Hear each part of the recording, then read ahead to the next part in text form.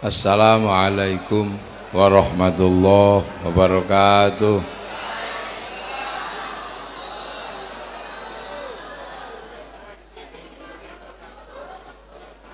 Bismillahirrahmanirrahim. Bismillah, alhamdulillah. Wassalatu wassalamu ala rasulillah Sayyidina Muhammad ibn Abdillah wa ala alihi wa ashabihi wa azwajihi wa dhurriyyatihi wa ahli baitihi wa man tabi'ahum bi ihsanin ila yaumil qiyamah. Sedaya alim, para ulama, para kiai, wabil khusus Yai Munawwir, Yai Marsudi Syuhud, Yai Mu'ain dan seluruh kiai yang hadir, jajaran pengurus Jamaiyah Nahdlatul Ulama, para tamu undangan, khususnya Mbak Feve dan Ustadz Zulfikar, ini yang biasanya lebih tua 20 tahun, sekarang menjadi muda karena enggak pakai kupluk. Para hadirin wal hadirat yang berbahagia, alhamdulillah ini kita punya organisasi namanya Nahdlatul Ulama. Ini organisasi yang bacanya susah. Baca NU itu susah kalau bukan orang NU. Pokoknya kalau bukan orang NU itu suruh memahami NU itu susah. Kenapa? Karena Nahdlatul Ulama. Nahdlatul Ulama itu ya begini ini bentuknya. Iya. Ya gini nih, ini NU itu begini nih. Alim-alim tapi ya sarungnya ya begini. Pecinya ya hitam-hitam gitu. Surbannya ya kadang ada gambarnya calon presiden.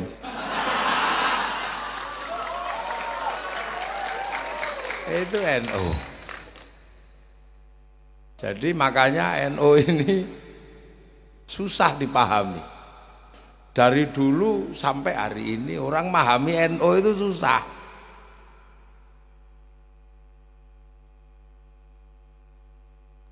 Susah memahami NU itu tidak mudah.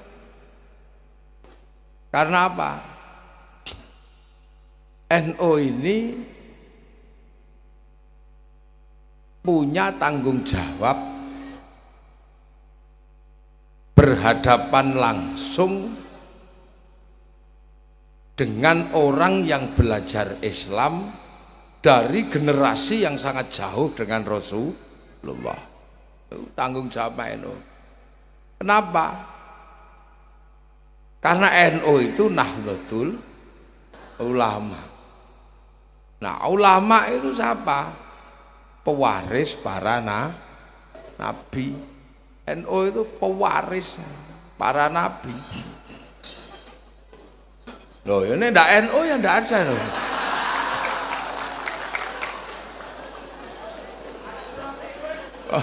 NU itu begini, ngeterno banyu guling itu biasa.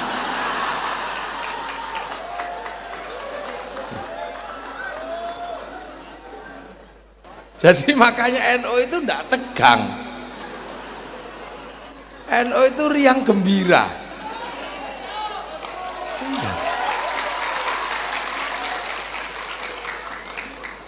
Kenapa ya? Ya NU itu ya riang gembira. Ini Banser ini.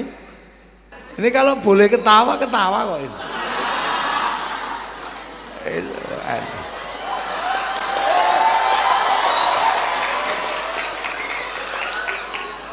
Tapi sama Yai Marsudi kan nggak boleh ini ketawa. Kalau ketawa diambil seragamnya. Jadi gini loh, ini NU, ciri khasnya seperti ini. Itu. Jadi NU itu ciri khasnya memang udah seperti ini. Jadi ndak serius-serius amat itu ndak. Makanya kita ini kadang dianggap nggak serius. Beragama itu nggak serius dianggap. Yang lain Allahu Akbar. NU cuman Allahu Akbar. Ya udah serius ya. Yang lain itu kalau takbir itu Allah. Gimana? NU ya cuman Allah Akbar. Lu itu NU. Ini yang kita mesti paham. Makanya NU itu sering dianggap tidak serius. Yang lain Allahu Akbar, Allahu Akbar. NU bisa Allahu Akbar, Allahu Akbar. NU.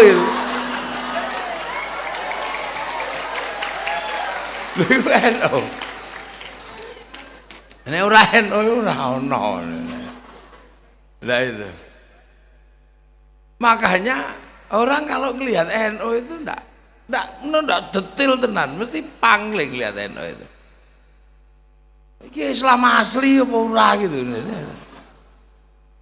Kalau lihat yang lain itu dengan mudah, oh ini soleh, ini pasti orang baik ini dalam beragama karena jubahnya bagus, batu ireng. Orang sekir, oh bagus ini, cingkrang. Kiai itu rana sing rara serius plus. Ada ngutut ini.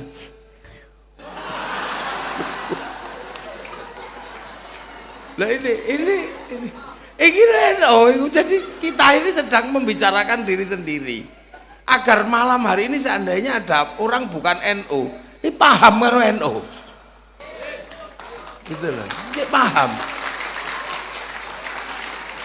Jadi biar nggak diolok-olok ya. Jadi biar nggak diolok-olok dan biar juga mereka nggak kaget. Biar orang-orang itu juga nggak kaget dengan NU. Wong NU itu dablek.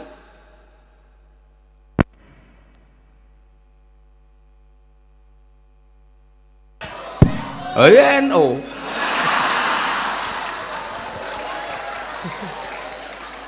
Biar nggak kaget. Karena orang ini mesti terkaget-kaget kalau lihat NU. Sampai peneliti Belanda itu bingung NU apa? Saking bingungnya sampai kesimpulannya itu nggak masuk akal. Jadi santri itu cirinya sudah ada. Kalau kamu di Indonesia ketemu dengan orang dengan model ini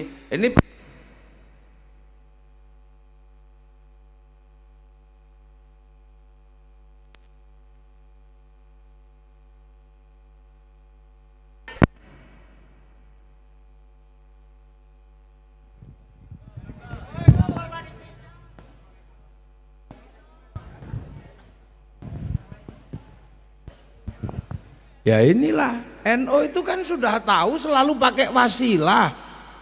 Lah kok pakai mic nggak ada wasilahnya ini?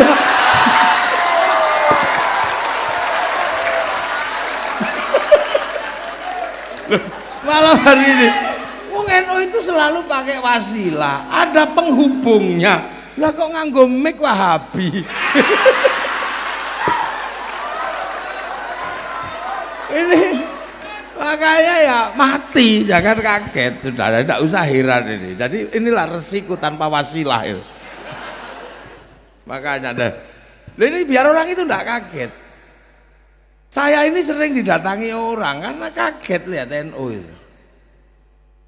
Ya, oleh Belanda diteliti gagal. Sampai ada yang meneliti cuman dengan 3 terminologi: santri, priyayi, abangan. Santri itu ya cirine itu gak ilok tenan itu. Priyayi itu pekerja. Ya, pekerja termasuk Ya orang-orang intelektual yang bekerja sama Belanda. Ini abangan itu ya Rojo dan teman-temannya. Nah, ini santri itu ya ketone miring, sarunge nglinting, mambu rokok, gudiken. Ini santri. Dan yang mengatakan itu adalah orang Belanda namanya Cisnuk Gurugronje. Senuk Gurugronje ini hafal Quran, hafal Sahih Bukhari Muslim. Masuk ke Indonesia menyamar bernama Syekh Abdul Ghaffar. Ulama dia. Belanda. Ulama dia. Alim, Al-Qur'an hafal. Tapi ulamanya nakiroh. Ini ulamanya nakiroh, jadi ulamanya enggak makrifat. Karena tak punya yakhsyallah. Nah, nanti tak jelaskan panjang, jam 1 lah. Pokoknya nanti Mbak Vivi nyanyi lagi yang banyak nanti. Ya sekali-sekali dangdut gitulah. Lah iya, sholawatannya santri itu kan ada yang dangdut juga. Kalau yang tadi itu kan sholawat model Arab semua. Kasihlah yang dangdut. Ya Rasulullah salamun alaik ya Rafi'asya. Udah. Loh ini Ustaz Zulfikar, kalau saya yang sholawatan semua bisa nyontoh. Lah ini sholawatannya NU. Tadi itu kan sholawatan terlalu modern ya. Nanti ada dangdutnya juga mesti. Milenial kasih dangdut. Ya Rasulullah salam. Loh itu NU. Ya Rafi'an syaniman ada fataya Ratal alam ya uhail eslilin macet. Udah. Saya ini kalau sholawatan semua bisa ngikuti. Nah ini sholawatan NU. NU desa. Loh itu orang menjadi bingung. Jadi ini kekuatan dianggap sebagai sebuah kekuatan yang terpisah dari Arab. Dianggap terpisah. Seolah-olah yang di sini ini nggak ada hubungannya sama Islam yang di sana. Penampilannya seperti ini. Ya. Tapi ketika orang-orang ini kalau sudah marah, yang namanya santri itu kalau sudah marah, dulu Belanda bangkrut gara-gara santri marah. Iya namanya Pangeran Dipo. Santri marah bangkrut. Zaman segitu 2 juta gulden habis, 200.000 tentara terbaik Belanda mati di sini. Akhirnya ya sudah deh. Kayaknya semua pengen baik. Akhirnya sudah jangan perang lagi sama santri, mati kita katanya. Disekolahkan aja santri itu, sekolahkan. Maka ada yang namanya Van de Venter, anggota Volkskrant Belanda mengusulkan agar orang Indonesia ini disekolahkan. Lahirlah namanya politik etis karena disetujui Ratu Wilhelmina.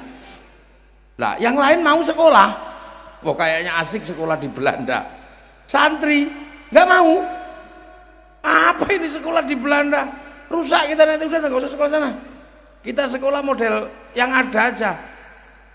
Karena kalau mengikuti Belanda nanti kita jadi kayak Belanda. Man tasyabbaha biqaumin fahuwa minhum. Siapa yang menyerupai Belanda sama dengan Belanda. Dan perlawanannya basic, perlawanan kebudayaan. Belanda pakai jas, santri pakai baju. Belanda pakai celana, kita pakai sarung. Belanda pakai sepatu, kita pakai sendal. Nah santrinya akhirnya Belandanya pusing, akhirnya ikut. Santri akhirnya pakai baju biasa, pakai surjan. Pengikut Belanda pakai belangkon. Santrinya pusing akhirnya. Loh kok mirip kayak kita juga. Akhirnya Belandanya pakai sarung, akhirnya kok mirip juga. Akhirnya sendalnya ganti, kita pakai sendal kayu. Belanda ikut pakai sendal kayu. Akhirnya santrinya udah deh pakai sendal kayu, tapi pentolnya satu aja gitu. Nah itu maka ada santri Bakia. Akhirnya ini disekolahkan nggak mau, bikin sekolahan sendiri. Sama Belanda akhirnya dikejar-kejar kemana-mana. Lah santri lari ke kampung salah satunya sampai Citangkolo ini. Santri ke kampung-kampung akhirnya, maka karena perlawanannya kebudayaan dengan Belanda, maka jangan salahkan kalau sekarang kekuatan santri ada di desa, dan kita nggak perlu malu menjadi santri yang kekuatannya ada di desa, nggak perlu malu karena ini adalah resiko mempertahankan akidah Ahlussunnah wal Jamaah dengan tidak ikut Belanda. Jadi bangga saya jadi santri di kampung-kampung. Nah setelah itu Belanda melihat, wah ini lumayan lah bangsa ini, santri ini udah hilang katanya. Begitu dipikir hilang, Belanda suka-suka aja masuk lagi. Nah begitu Belanda masuk lagi, ternyata santri ini nggak mati. Santri tetap melakukan perlawanan. Dengan cara apa? Dengan sesuatu yang nggak masuk akal. Ketika orang-orang yang disekolahkan Belanda ini pulang, masuk kembali ke Indonesia, menggagas yang namanya nation state atau negara bangsa. Karena waktu di Belanda itu baca bukunya Ernest Renan yang berjudul What is the Nation. Nah, santri mis mumet di hopo gitu. What is the nation? Apa itu sebuah bangsa? Nah, kita menamakan bangsa Indonesia. Nah, santri datang. Ternyata apa? Punya gagasan yang sama. Santri yang selama ini belajar di Mekah, belajar di Arab, ternyata punya gagasan yang sama. Yang sini yang lulusan Belanda berbicara tentang bangsa, yang santri juga berbicara tentang bangsa, dan lebih ekstrim karena hubbul waton minal iman. Nah yang Belanda nggak pernah membayangkan tiba-tiba lulusan Belanda dan lulusan pesantren gabung jadi satu, membangun bangsa. Nah Belandanya kaget, makanya kok lu kok tadi siji. Begitu jadi satu, ternyata berencana membangun sebuah negara lah. Ketika berencana membangun sebuah negara, Belanda kaget, Eropa kaget, lu kok iso bangun bangsa. Trennya berbeda. Yang di Arab trennya adalah satu bangsa pecah menjadi puluhan negara, yang di Eropa pecah puluhan negara. Loh kok yang di sini malah berbeda-beda bangsa, trennya akan bersatu dalam satu negara. Ini aneh ini. Pakai Pancasila. Loh kok iso terima ke Pancasila? Yang lulusan Belanda dan lulusan pesantren bersepakat dengan Pancasila. Cuman pada akhirnya memang terjadi gesekan.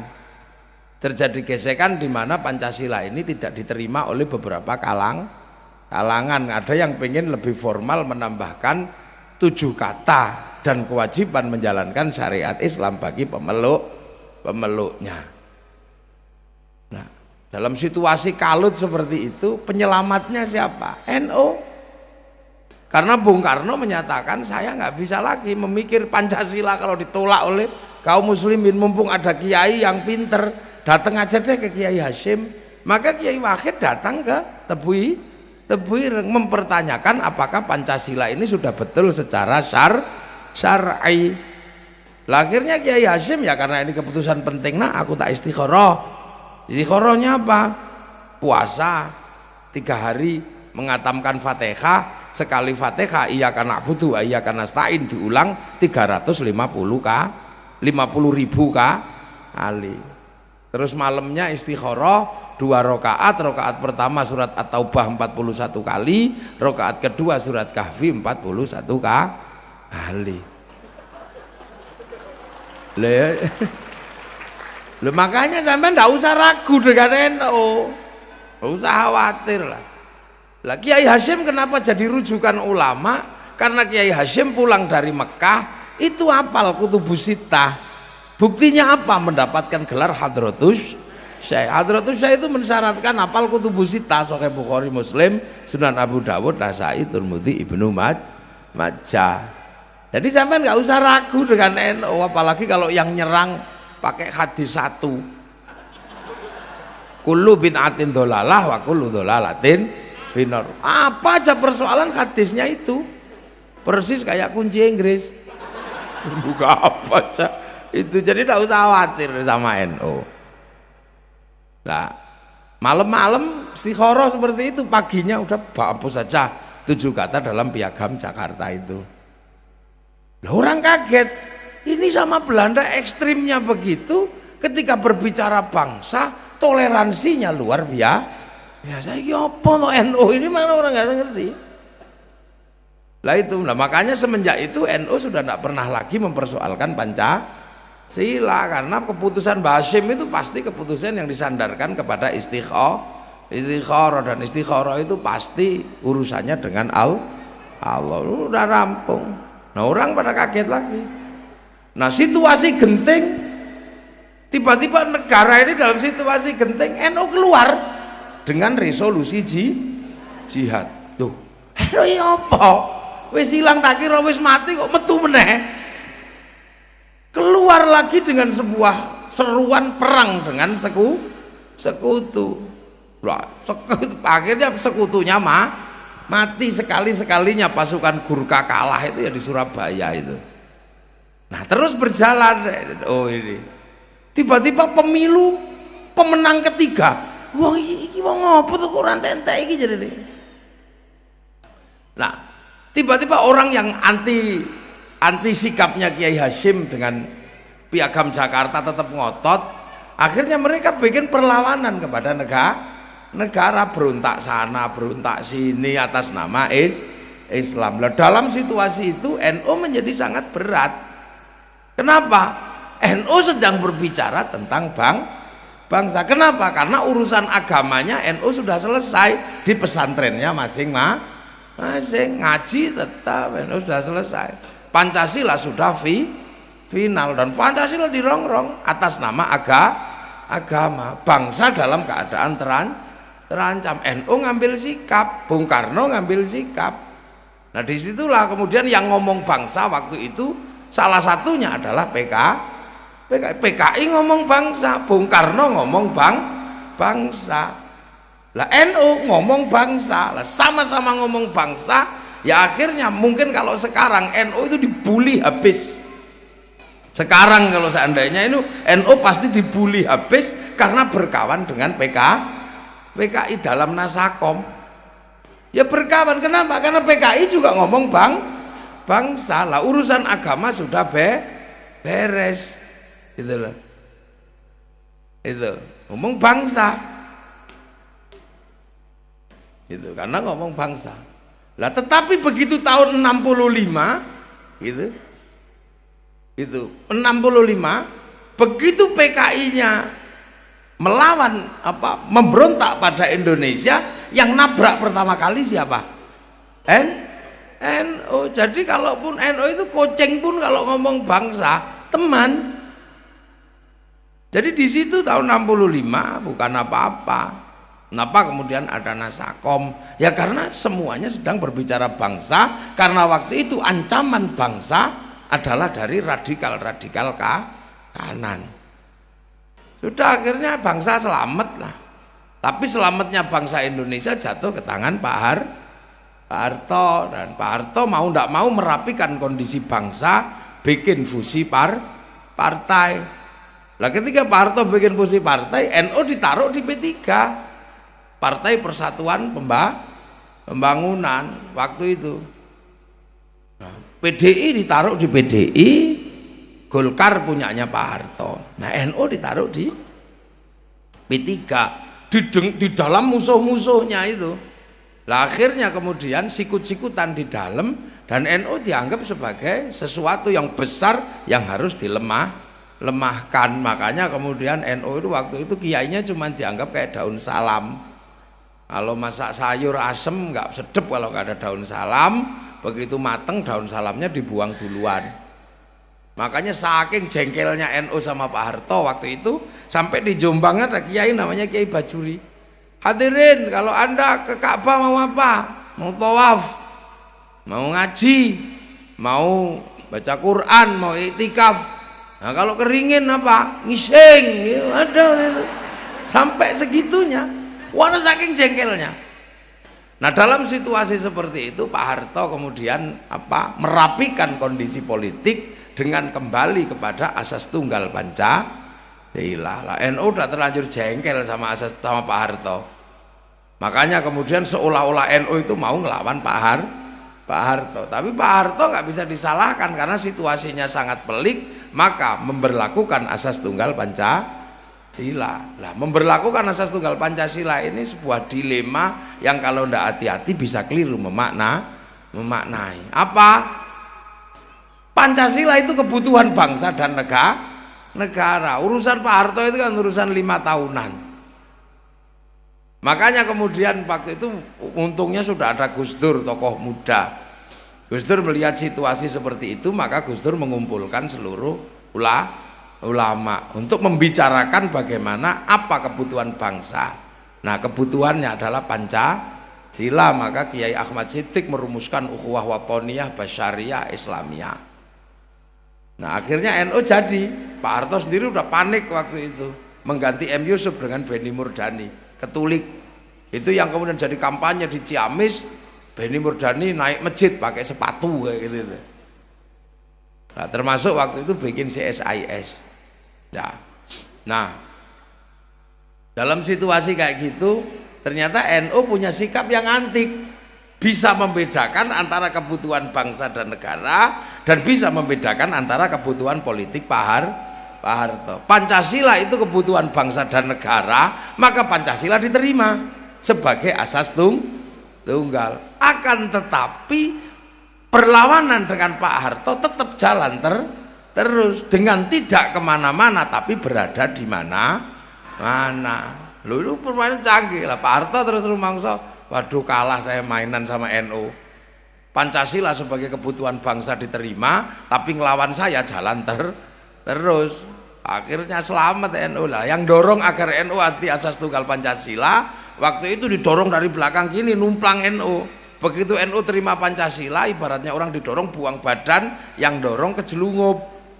Siapa? DITI, Jateng DIY wilayah 7, panglimanya Dullah Sungkar. Akhirnya begitu kejelungup dia dibawa lari oleh kelompok politik ke Pakistan. Dia lari bawa muridnya namanya Pak Asyir bawa muridnya namanya Mukhlas bawa adiknya namanya Amrozi. Oh, kok sithik ngajine rada dawa kok sithik.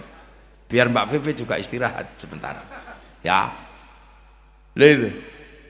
Lu akhirnya Pak Harto, udah deh, daripada aku pusing ngikuti permainannya NU, bangsanya diterima, tapi urusan politiknya jalan terus, maka kemudian Pak Harto nyuruh Mbak Tutut untuk ikut Gus Dur. Udah deh, ikuti Gus Dur kemanapun biar tahu buntutnya kemana, tidak kemana-mana tapi berada di mana-mana. Maka Mbak Tutut kemana-mana ikut Gus Dur, naik NU. Lah itulah makanya kemudian Mbak Tutut kemana-mana memberikan barokah lewat bantuan pondok-pondok pesantren. Lah kenapa? Karena naik kendaraan itu bayar. Jadi kalau sebelum dikalahkan secara politik, memberi uang kepada NU itu suap, riswah, itu haram. Tapi begitu Pak Harto kalah dan Mbak Tutut ikut naik kendaraannya NU, namanya naik kendaraan itu bayar, itu namanya ujroh dan itu halal. Wah itu politik kelas tinggi. Nah, akhirnya kemudian Mbak Tutut kemana-mana ikut Gus Dur. Lah Gus Dur cerita waktu itu ke saya sambil ngantuk-ngantuk cerita lah, karena Mbak Tutut naik bis saya nyopir, Mbak Tutut cuma tidur aja, saya capek. Akhirnya ketika Mbak Tutut ketiduran, saya parkir di tepi halte. Nah saya naikkan penumpang. Nah Mbak Tutut kaget karena yang naik adalah anaknya Bung Karno. Ternyata Bu Mega naik satu bis. Akhirnya di belakang cakar-cakaran berdua. Tak tinggal tidur, kata Gus Dur. Tak tinggal tidur karena saya tidur, maka yang berdua cakar-cakaran. Nah, meledaklah peristiwa 27 Juli tahun 96. Nah, karena dua singa anaknya ini sudah capek berkelahi cakar-cakaran, ya yang ngomong singa yang jadi presiden gitu. Lah akhirnya itulah kemudian Gus Dur jadi presiden. Orang tambah kaget lagi, loh kok yang jadi presiden NU apa gitu. NU itu apa kok tambah besar sampai jadi presiden, dan ketika jadi presiden nggak masuk akal. Kenapa? Nggak bisa jalan, nggak bisa lihat, kok bisa jadi presiden? Ini keajaiban dunia. Dan itu hanya terjadi di NU. Makanya jangan malu jadi orang NU. Ketua pengurus besar kita pernah jadi presiden. Kalau NU dibilang bodoh, mustahil. Bodoh kok bisa jadi presiden. Ketua mereka cuma tim sukses. Jadi tidak usah heran kalau kemudian sekarang Yai Ma'ruf maju, tidak ada masalah. NU dari dulu begitu. Nah ini loh yang kemudian kita ini sering dianggap, loh iki apa tuh NU itu. Dan kalau diolok-olok NU itu seolah-olah malah sengaja. Lah ya toh, sholawatan dibilang musyrik, dibilang bid'ah, ditemu. Bahkan sampai gue gendera, orang ini stres. NU lu apa? Dilokno bukan tambah ditemu. Kuburan dimusyrikan, sekarang kuburan tambah rame. Sarkup tambah banyak. Kuburan tambah rame. Akik musyrik tambah akian kabeh tambah rame. Lah itu makanya kalau orang enggak ngerti NU itu kasihan. Nah, sekarang organisasi terbesar NU di dunia ini, organisasi terbesar itu Nahdlatul Ulama. Isinya ya pesek-pesek begini. Lah itu NU. Jadi orang enggak usah, orang kalau nggak ngerti NU kaget. Itu yang ini nyodorkan ini sampai bikin ijtima. Sampai bikin ijtima. Lu nggak laku juga. Malah yang diem-diem aja jadi wakil presiden. Ini apa tuh NU itu? Ya sebenarnya kalau yang bisa jawab persis ya Kiai Marsudi, wong pelakunya beliau. Ini kan pelaku realnya ya beliau ini. Cuman beliau nggak mau cerita. Nah ini itu NU. Sekarang coba kalian tanya, mana ada organisasi segede ini? Nah inilah NU. Lah kenapa sih? Yang sekti itu apanya sih sebenarnya? Yang sekti itu namanya itu loh. Jadi yang sekti dari NU itu namanya ini memang nggak terlalu keren nama ini. Yo kalah keren loh sama Ansarut Tauhid, itu kan keren. Penolong Tauhid, itu keren namanya. Majelis Tafsir Al-Quran, kan keren. Lu bahkan Muhammadiyah ngono keren loh itu. Bolone Nabi Muhammad, ngono keren. Keren itu namanya. Front Pembela Islam. Keren. Keren namanya. Di sini dulu ada Hizbullah. Keren itu nama itu. Jadi memang Nahdlatul Ulama. Ini kira keren belas itu. Kenapa? Karena ulama itu kalau di kampung, kalau di Jawa kiai, kalau di sini ajengan. Lah ajengan atau kiai itu kadang yang ngutang rokok barang. Ini yang bikin gak keren. Yang lain kan salafi, keren semua namanya. Saya makanya kalau ada pertemuan dengan orang-orang yang bukan NU itu minder saya. Kok namanya itu nggak keren sama sekali dulu itu, tapi begitu sekarang ternyata nama paling keren itu Nahdlatul Ulama. Kenapa? Karena nama yang paling jujur itu NU. Yang lain itu pakai digede-gedekan.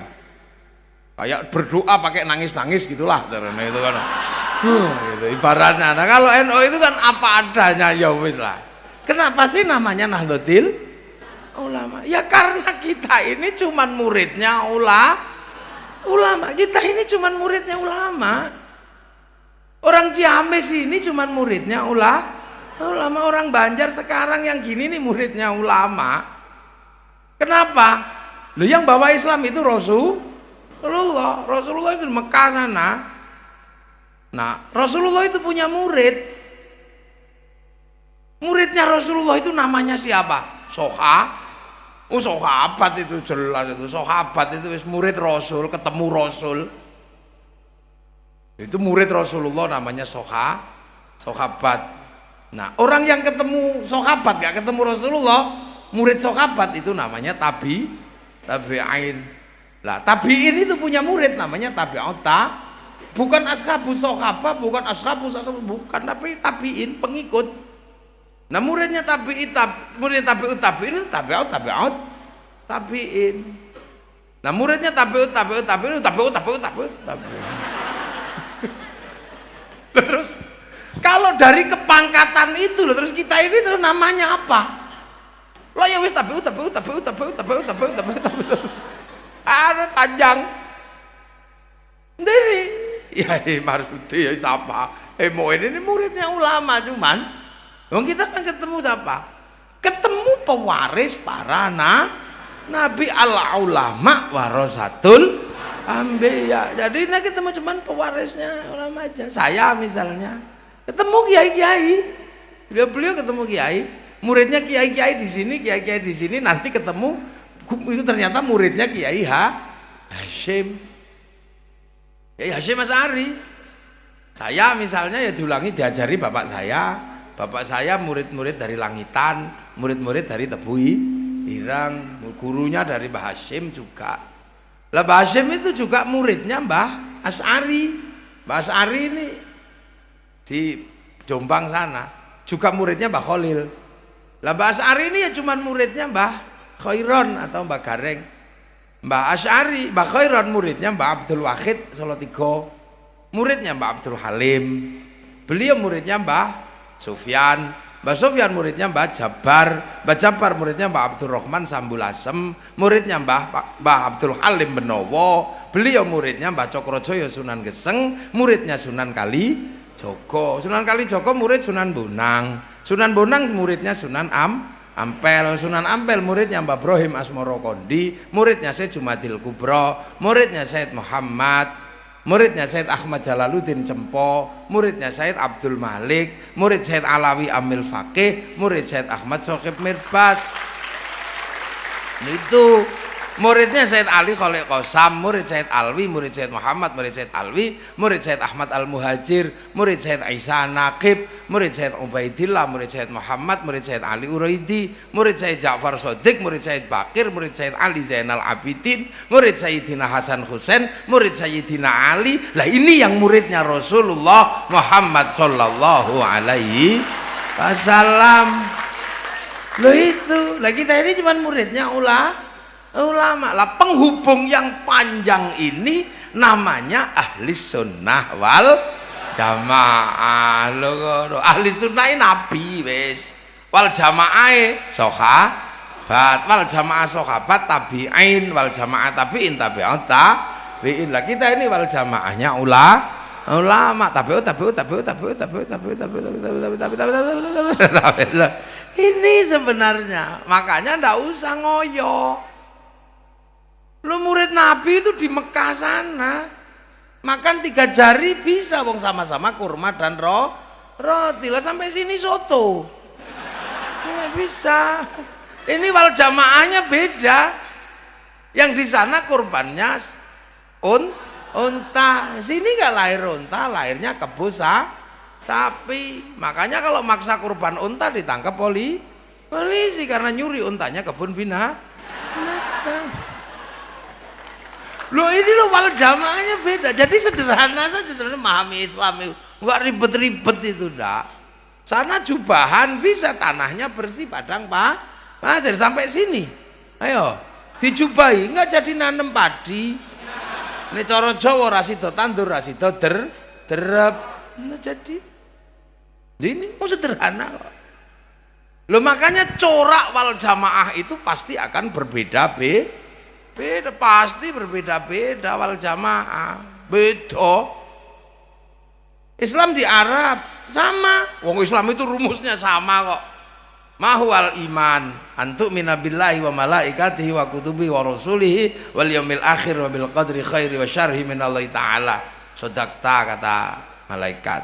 Mahwal Islam antasyhadu an la ilaha illallah wa anna muhammadur rasulullah wa tuqimus sholata wa tu'tiyaz zakata wa tasuma ramadhana wa tahujjal baiti man istata'a ilaihi sabila. Sama rumusnya. Cuman ketika berjalan ini kan beda. Sampean apa di Mekah waktu itu ada ribut jenggot? Ya enggak ribut. Mau enggak ada masalah dengan jenggot. Tapi ketika Islam masuk ke Madinah, ribut masalah jenggot. Kenapa? Karena di Madinah ketemu orang berjenggot yang aneh di pasar Madinah itu. Ada orang jenggotnya 12 ini, kiri kanan kumis. Ya Rasul, kami di pasar ketemu dengan orang. Apa? Orangnya itu, ya Rasul, dagangannya bagus, tapi kumisnya cuma segini. Oh itu Cina. Makanya utlubul ilma walau bisin. Besoknya lagi ketemu dengan orang penampilannya beda. Ya Rasul, di pasar ada yang aneh deh. Apa? Itu orangnya nggak punya jenggot. Apa orangnya itu kalau jualan, culasnya luar biasa. Ini suka bohong ini, suka bohong itu. Katanya sudah ada yang nawar padahal belum. Oh yang biasa begitu Yahudi. Kamu kalau pengen lihat Yahudi cirinya gampang. Nggak punya jenggot orangnya, rambutnya hitam walaupun tua punya gigi. Oh, kok gitu ya Rasul? Iya, wong itu umatnya Nabi Musa dulu. Nabi Musa waktu mau dicabut nyawanya, malaikat Israel ditempiling. Sampai baca tafsir Ibnu Katsir itu ada. Puak, kepalanya pecah, matanya keluar. Tapi karena malaikat ya kembali lagi celing gitu. Kenapa? Tempeleng ya Allah. Loh, kamu jangan macam-macam sama orang itu. Jangankan kamu, aku aja pernah ditantang kok sama dia. Itu namanya Musa. Dulu nanya, ilmumu udah habis apa ya Allah? Enggak, tak kasih Khidir. Nah dia gagal nyari dan gagal belajar di sana. Pokoknya kalau ketemu dia yang hati-hati. Besok kalau datang yang sopan. Iya ya Allah. Datang, assalamualaikum ya Musa. Salam. Apa? Mau tak tempeling lagi? Enggak. Musa, nyawamu sudah expired. Waktunya tak cabut. Waktunya tak cabut, expired. Ya tapi besok lagi bilang dong yang baik, coba cabut aja. Enggak, sebenarnya temanku udah bilang rambutmu sih sudah putih, jenggotmu sudah semrawut, gigimu sudah rontok. Oh gitu ya sudah, cabut. Tapi orang Yahudi kan pinter akalnya. Ketika Nabi Musa dicabut karena giginya rontok, rambutnya putih, jenggotnya semrawut, nah dia iseng, giginya diperbaiki, jenggotnya dicukur, rambutnya disemir. Supaya kalau malaikat datang, oh belum waktunya. Ini kan cara beragama. Ini kan cara beragamanya orang Yahudi. Itu loh, belum waktunya. Makanya orang Yahudi itu kalau mati biasanya suka digundul plontos itu. Terus dikasih baju yang bagus biar dikira tidur. Makanya ada cerita bagi orang Yahudi, pernah satu ketika malaikat mungkar nakir pangling kaget. Ada bayi digundul, apa orang tua digundul dikira bayi. Ya Ridwan dapat bayi mati, tapi besar ini. Oh bukan bayi, itu digundul katanya. Enggak, protapnya kalau nggak ada bulunya, nggak ada giginya ini bayi. Enggak itu digundul. Kok kamu tahu? Aku pengalaman itu Yahudi yang suka begitu. Coba dong buktikan ke saya, gimana cara membuktikan? Oh gampang, saya punya bidadari banyak. Bidadari turun, nggak usah pakai baju. Akhirnya bayi palsu itu cuing doang kan dia bilang wow. Ini lah itu loh, makanya itu dulu dilarang. Makanya tafsir Israiliyat itu dilarang, karena orang Bani Israel itu suka iseng bener kalau nafsirkan ayat itu.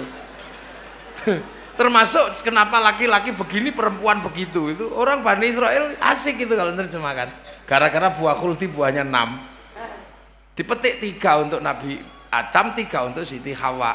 Siti Hawa mau makan nggak bisa mecah, kulitnya keras, pukul sama Nabi Adam pecah. Begitu mau dimakan ketahuan sama Allah, saking takutnya sembunyikan sini. Makanya terus pecah itu. Nah yang 2 taruh sini, makanya itu. Lah iya ini, tapi itu jangan dipakai karena itu tafsir Bani Israel. Nah, yang laki-laki Nabi Adam satu ditelen nyantol di sini. Nah, yang dua karena dipetik masih ada gagangnya, taruh di sini. Loh, itu di zaman Rasulullah baru ada, makanya kamu jangan ya. Tolong kamu jangan cukur jenggotmu biar gak kayak orang Yahudi. Maka urusan lihyah itu urusan untuk menyelisih orang Yahudi. Dari situ asalnya. Lah jadi ribet kan gara-gara Kiai Said bilang orang jenggotnya panjang goblok. Wah, itu aja yang jadi ribet. Itu gara-gara Kiai Said merespon orang Indonesia yang mengatakan Wali Songo itu nggak ada. Mereka ini kan lama mengatakan Wali Songo itu nggak ada. Melakukan studi Gajah Mada itu Islam, namanya Gajah Mada kan ada itu. Lah saya waktu itu diminta untuk menseminarkan Gajah Mada dengan nama Gajah Mada. Saya tak seminarkan, saya ngomong aja, saya nggak mau ngomong panjang-panjang. Loh kenapa Kiai? Lah saya ini jengkel aja. Ini yang nulis ini dan orang-orang ini masalah buat saya. Kenapa masalah? Mereka inilah orang yang selalu mengatakan bahwa mendoakan orang mati itu nggak nyampe. Lu ini mendoakan orang mati aja nggak nyampe, malah sekarang mengislamkan orang mati. Gajah Mada sudah mati malah diislamkan, nggak mau ngomong, saya pulang saya. Loh, kan ya toh? Ini orang selalu mengatakan doa orang hidup kepada orang mati itu nggak nyampe. Lo kok malah ngislam nih wong mati gila ya, wong kocok kok. Itu untuk mengatakan Wali Songo tidak ada ya, termasuk ada Zainal Abidin, ada Badrus Salam mengatakan Wali Songo itu fiktif, nggak ada. Lah Kiai Said sebagai ketua NU merasa punya tanggung jawab. Wali Songo kalau nggak ada lah NU itu ikut siapa? Wong penerus Wali Songo. Lah akhirnya Kiai Said jengkel karena yang olok-olok NU Wali Songo nggak ada itu jenggotnya panjang semua. So, jenggotnya kan panjang-panjang. Ya olok-olok sama Kiai Said, dasar orang kalau jenggotnya panjang itu goblok. Akhirnya mereka nggak sadar bales Kiai Said yang goblok. Wong penerus Wali Songo kok mengatakan orang berjenggot itu goblok, padahal seluruh Wali Songo berjenggot. Lah katamu kemarin nggak ada. Itu berjenggot. Nah itu terus digoreng sana goreng sini loh. Inilah ya, orang kalau nggak paham ini, makanya bagi Kiai NU nggak beribet masalah jenggot itu. Mau jenggot-jenggotan lah, mau nggak ya nggak lah, biasa aja. Nah di pasar Madinah ketemu orang Romawi. Orang Romawi itu senengannya jualan jubah Romawi itu pakai korset sininya, makanya kalau pakai jubah Romawi begini, terus panjang sisa kainnya ada yang bawakan. Makanya orang kalau pakai jubah Romawi itu sombong. Maka kemudian sama Rasulullah biar gak sombong, potong isbal. Maka urusan isbal itu urusan sombong. Maka bagi Kiai nggak ada masalah. Wong di sini nggak ada orang sombong karena kainnya panjang. Malah yang cingkrang sebagian sombong. Nah ini kan biasa aja. Ini problem budaya waktu itu sebenarnya. Terus Islam setelah itu jalan, lah pindah ke Persia lah. Di Persia sudah jeng Nabi sudah nggak ke sana, yang ke sana Sayyidina Ali lah. Sayyidina Ali ini yang kemudian di sana berbesan dengan Raja Rustum. Raja Rustum itu raja Majusi, raja Persia. Nah, raja Persia inilah yang kemudian masuk Islam karena mengambil menantu Sayyidina Husain, lahir Sayyid Ali Zainal Abidin. Lah karena raja Majusi masuk Islam, orang Majusi menyembah api lah. Api Majusi itu ditaruh di bangunan tinggi namanya Manaro.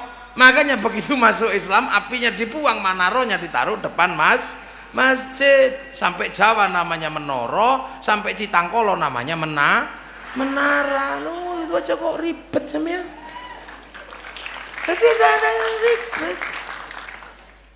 Lah di Persia itulah kemudian terjadi peristiwa politik. Peristiwa politik apa? Rebutan kekuasaan setelah Sayyidina Ali. Setelah Sayyidina Ali rebutan kekuasaan, perang di situ. Nah hasilnya apa? Sayyidina Husain terbunuh. Wah begitu Sayyidina Husain terbunuh, ya marahlah orang Persia sampai hari ini karena ditempati oleh Sayyidina Husain dibunuh. Makanya orang Iran itu begitu kiblatnya ke Sayyidina Ali. Ya karena apa? Sayyidina Ali ini berhubungan keluarga dengan Raja Rustum. Tadi hubungannya kekeluargaan. Makanya di Iran cari nama Yazid itu nggak ketemu. Karena yang bunuh Sayyidina Husain itu Yazid bin Mu'awiyah. Iya, cari di sana nama Yazid nggak ketemu. Makanya kalau ada orang waspada Syiah, di sini nggak ada sejarahnya hubungannya dengan Syiah. Makanya NU biasa aja, nggak kok terus Syiah enggak. Oke, NU paham Syiah itu hanya miliknya orang Iran, sini nggak bisa. Sana nama Yazid nggak ketemu, di sini Pak Ali namanya anaknya ya Yazid biasa baca, nama Muawiyah biasa. Saya pernah dibilang hati-hati, waspada. Ada lagu Syiah Umi yang dinyanyikan Sulis dan Haddad Alwi. Umi kok lagu Syiah, kenapa? Itu Syiah. Alah, di Indonesia yang lebih serem dari itu banyak. Indonesia punya lagu yang lebih serem dari lagu Umi. Apa? Indung-indung.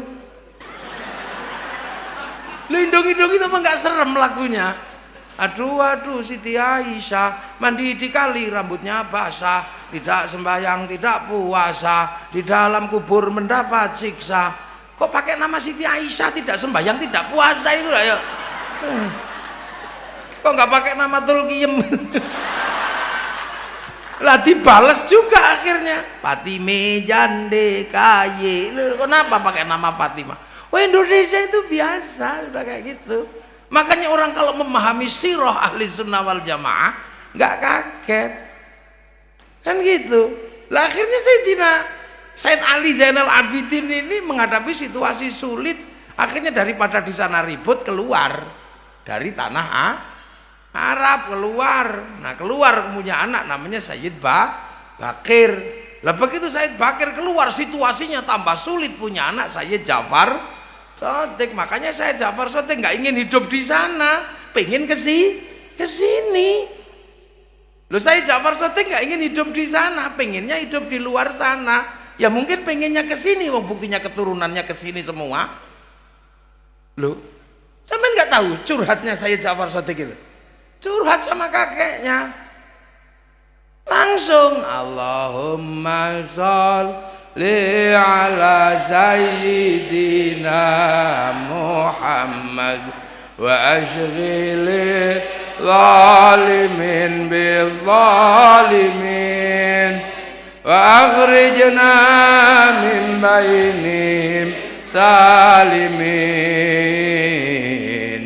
wa ala alihi wa sahbihi ajma'in. Loh, itu kan curhatnya saya Ja'far Shadiq.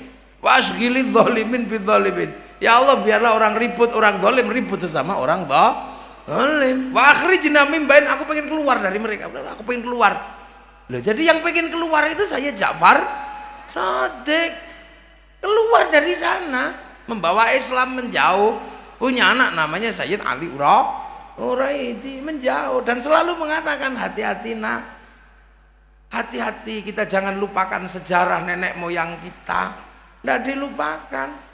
Lah punya anak namanya Sayyid Muhammad menjauh, punya anak namanya Sayyid Ubaidillah, menjauh, punya anak Sayyid Isa, menjauh, punya anak namanya Sayyid Ahmad Al-Muhajir, menjauh, punya anak Sayyid Alwi, punya anak Sayyid Muhammad, punya anak Sayyid Alwi, menjauh, punya anak Sayyid Ali Khaliq Qasam, menjauh, punya anak Sayyid Ahmad Sohib Mirbat, menjauh, punya anak Sayyid Alawi Amil Faqih, sampai di Mongol putrana namanya Sayyid Abdul Malik. Sayyid Abdul Malik punya anak namanya Sayyid Ahmad Jalaluddin sampai Campa. Makanya Sayyid Ahmad Jalaluddin bisa merukunkan kerajaan Annam sama kerajaan Campa ketika perang masalah agama. Nah, Sayyid Ahmad Jalaluddin punya anak Sayyid Muhammad sampai Paseh, punya anak namanya Sayyid Jamaluddin Al-Husaini Al-Kabir masuk tanah Jawa di Nusantara. Nah, ini Dahono Coroko menyebutnya Syekh Jumadil Kubro.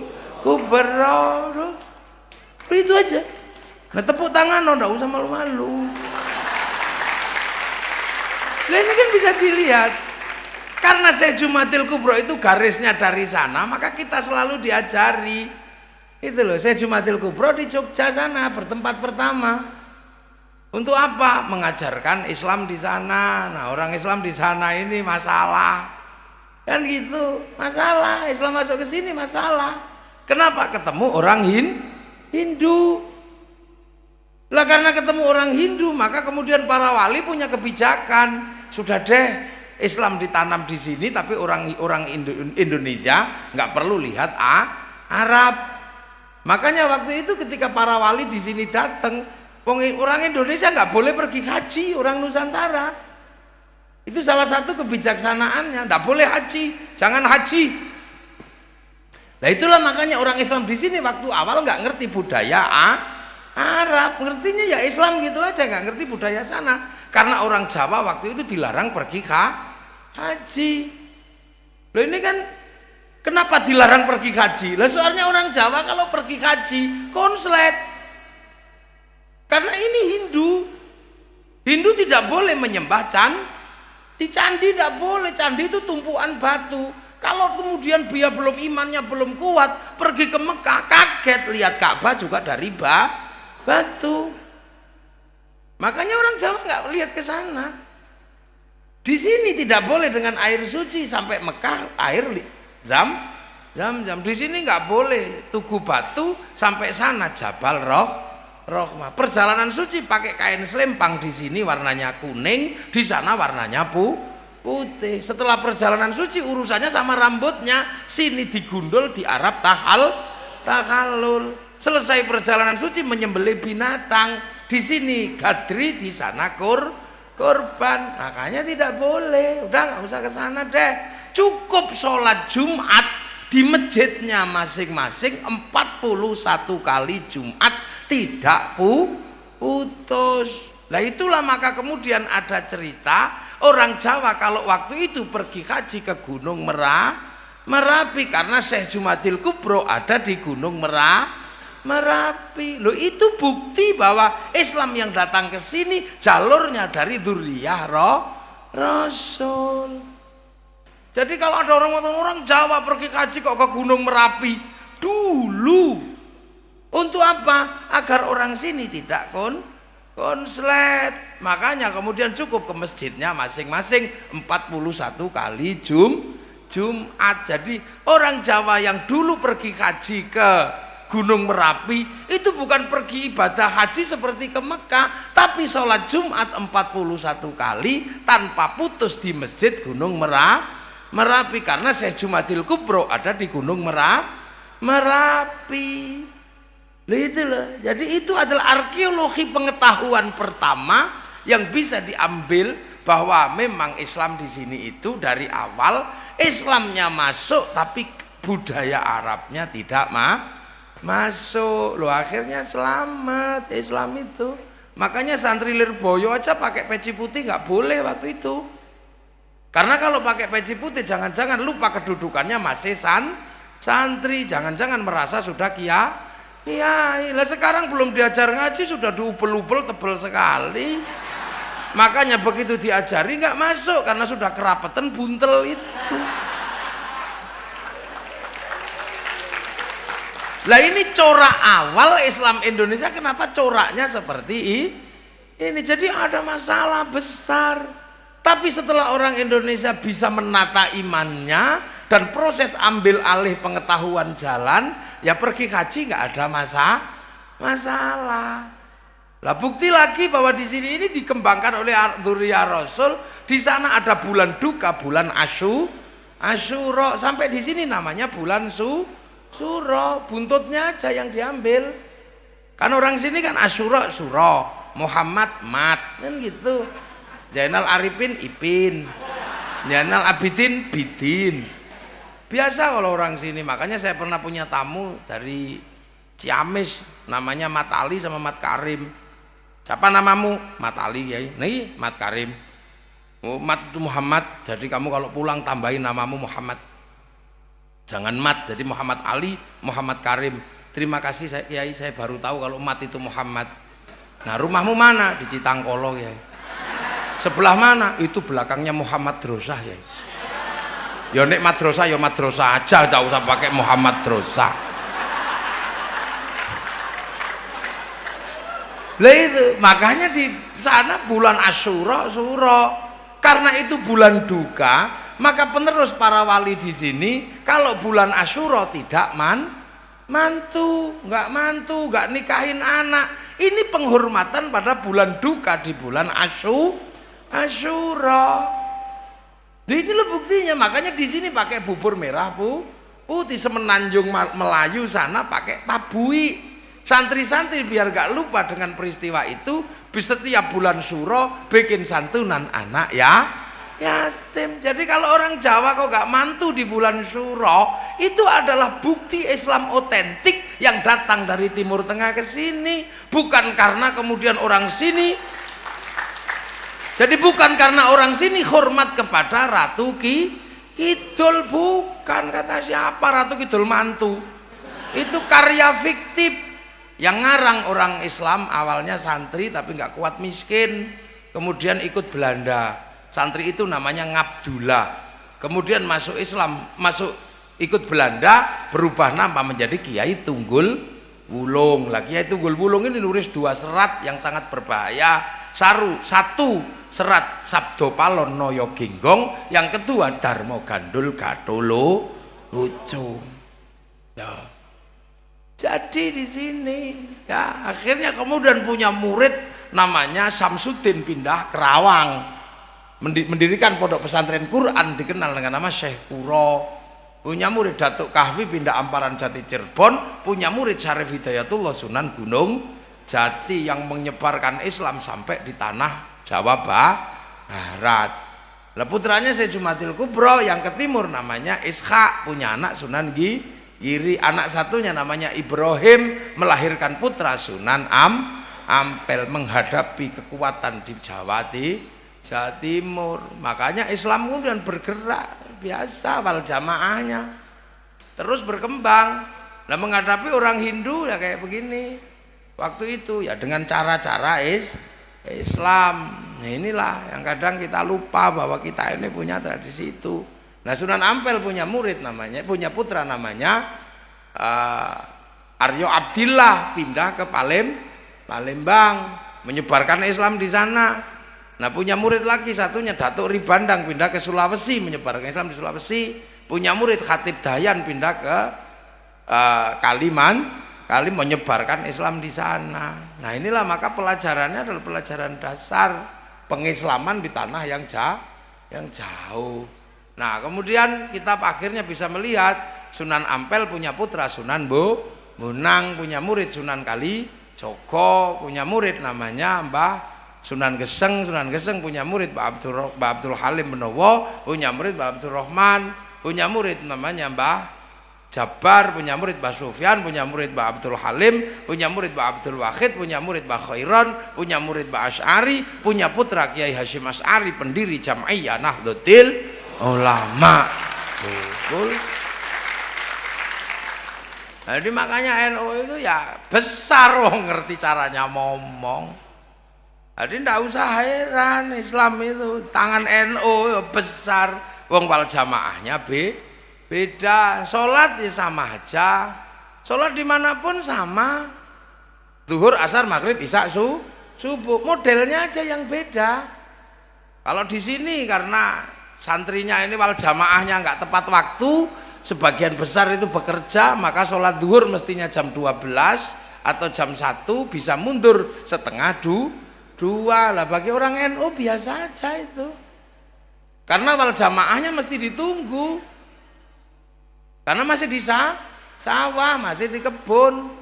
Makanya Allahu Akbar, Allahu Akbar. Enggak datang-datang ya Robbana, ya Robbana. Masih enggak datang ya tombo hati, capek nambani hatine dhewe ya. Kalau enggak datang-datang baru diamuk, diuruki anjang-anjang gitu. Nah itu NU. Nggak kayak sekarang begitu deng langsung Allahu Akbar. Lah ya telat wal jamaahnya masih di sawah. Padahal as-sholatu ala waktu, ya sholat itu di atas waktu sholat. Habisnya sholat zuhur itu waktu asar. Usolli fardhu dhuhri arba'in Allahu Akbar, dapat 1 rakaat kok deng asar masih boleh, wong kepalanya masih di sholat zuhur. Apa sampean ribut? Lah iya Pak, aku pulang yuk nanti jamaah. Nah kenapa Bu? Ya kita udah mepet ini, pulang dari sawah. Pulanglah berdua, mau jamaah. Ternyata istrinya bilang, Bu apa Pak, aku ngompol, tak mandi dulu ya, nanti sampean sholat duluan biar nggak telat, nanti saya makmum. Oh ya. Loh akhirnya apa? Akhirnya ya makmum, sholat makmum. Tapi ternyata suaminya baru usolli, Allahu Akbar, 1 rakaat sudah waktu asar, sementara istrinya belum selesai mandi. Coba berarti sang istri kehilangan waktu zuhur. Tapi karena tadi sudah janjian, maka istrinya tinggal nyusul, usolli fardhu dzuhri arba'an qabla qiblati adaan makmuman. Loh masih boleh karena imamnya kepalanya masih di sholat zuhur dan tadi sudah janjian. Lu wong fikih itu enak, tapi jangan dibikin sering-sering ya. Dulu itu enak, itu wal jamaah ndak ribet sama sekali. Ausolli Allahu Akbar. Nih gitu aja. Enggak ada kok kiai Allah. Bukannya kiai nggak tahu dalilnya, tahu dalil begini ya ngerti, gini-gini ya begini ya ngerti. Tapi kiai menyesuaikan dengan jamaahnya, wong wal jamaah. Nah jamaahnya ini matanya kan gini. Makanya pakai yang Allahu Akbar biar nggak ganggu. Kalau Allahu Akbar, ya ikut nyetop apa itu ya gitu. Makanya kiai milihnya bukannya nggak milihnya Allahu Akbar. Wah ada kiai Allahu Akbar. Nggak ada. Karena kakinya santri itu wal jamaahnya itu cap salep 8. Oh, kerangan biasa aja makanya gitu.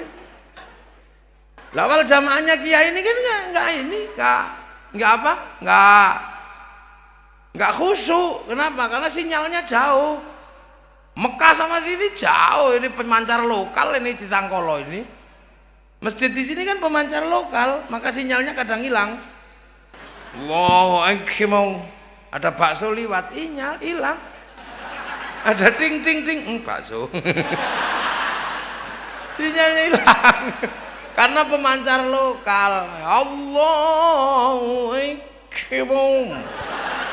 Bismillahirrahmanirrahim. Sabbihisma rabbikal a'la alladzi khalaqa fasawwa. Lama ini. Lama.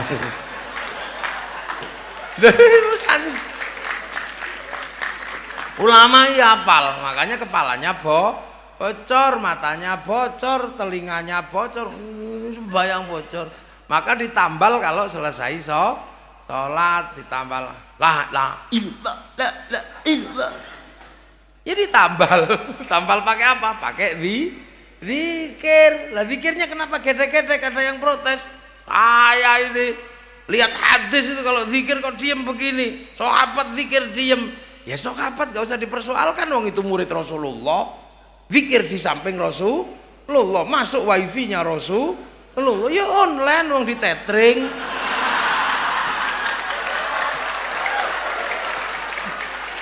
Wong di tethering.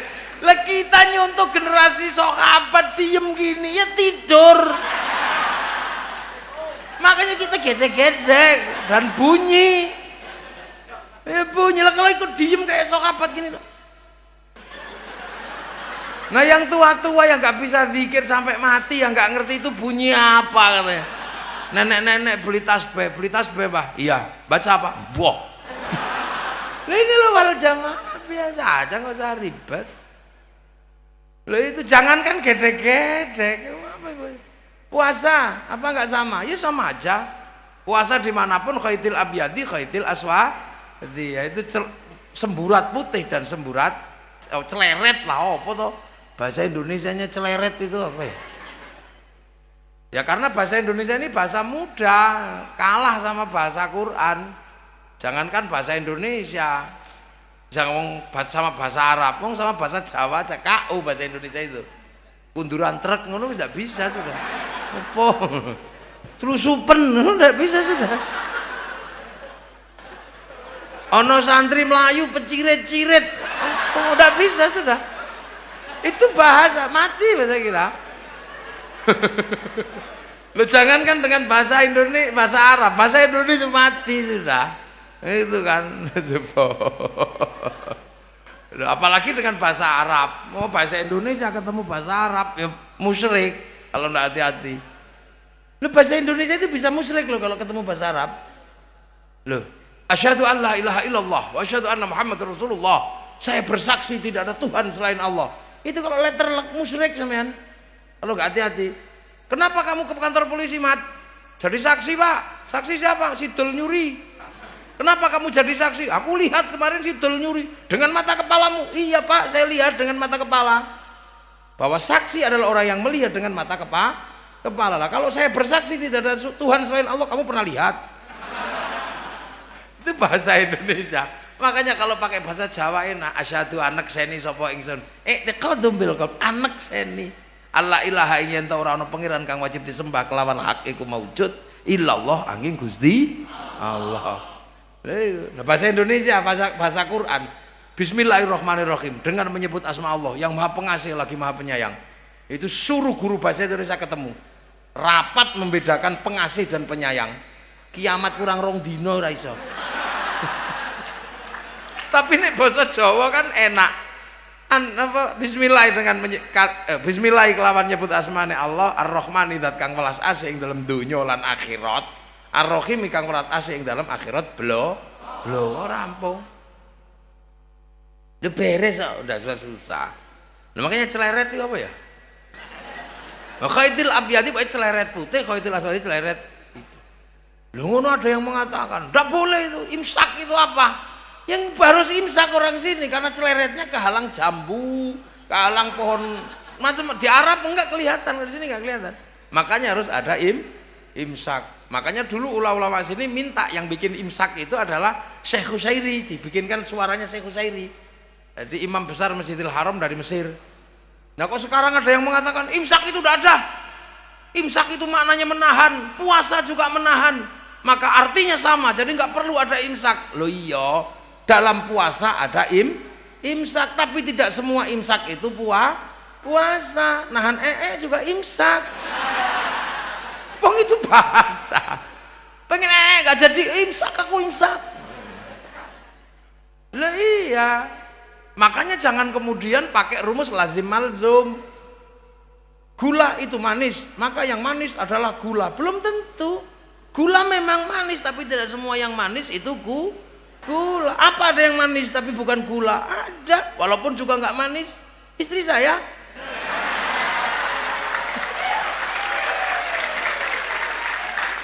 Dia manis tapi bukan gula. Oh tak demongan ya orang manis ki. Loh, jadi tidak semua ada apa legi. Kayu manis itu ya. Loh inilah. Makanya orang ini kadang, tapi kenapa pakai imsak? Ya imsak, pakai suara, karena kalau pakai ayam nggak istiqomah.